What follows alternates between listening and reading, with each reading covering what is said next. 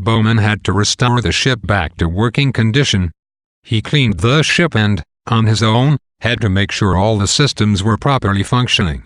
As things returned to normal, Bowman had time to think in detail about the reports that had been sent to him outlining the discovery of extraterrestrial, intelligent life and the purpose of the mission. He slowly began to accept the theory that Hal had collapsed under the pressure of mounting unconscious feelings of guilt, prompted by internal conflict. As the days passed and Saturn approached, though, Bowman began to look ahead. Speculation abounded as to the nature of these extraterrestrial beings, E.T.S., and their origin. Some argued that they could not have come from outside the solar system because it would take too long to get there from any of the surrounding stars, while others argued that they might be able to travel through wormholes and circumvent the laws of physics, as they are currently known to man. It was wondered how long man would have before this civilization returned. If the waves sent out by the slab on the moon had been a signal, when would the E.T.S. get that signal and when would they come to Earth?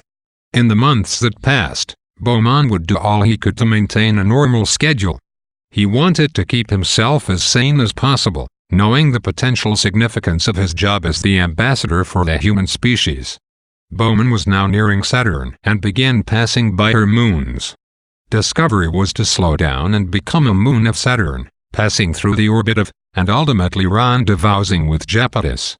The meeting with Japetus was 14 days hence, and Bowman knew that, were he to fail to make it to Japetus at this time, he would be long dead by the time the orbit of Discovery crossed again near Japetus.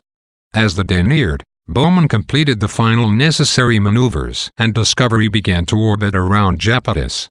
Bowman had noticed a big black spot on Japetus. Passing near it, he saw that it was a large black slab at least a mile high. It was the one's big brother.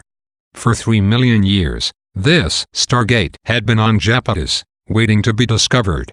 It was left behind as part of an experiment conducted by this extraterrestrial civilization.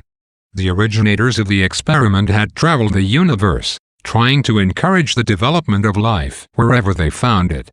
As they had an entire universe to explore and cultivate, they could not stay around Earth and watch to see what developed. Earth was only one of many worlds on which they had attempted to push along the evolutionary process. These beings had, themselves, long evolved. First, they had outgrown their bodies of flesh and, having learned to store their brains in machines of metal and plastic. Ultimately, they learned to store their thoughts in light and freed themselves from all matter and time.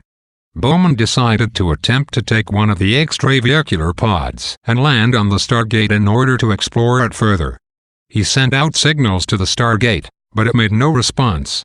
As Discovery began to descend to it, though, the Stargate began to follow orders that it had long ago received.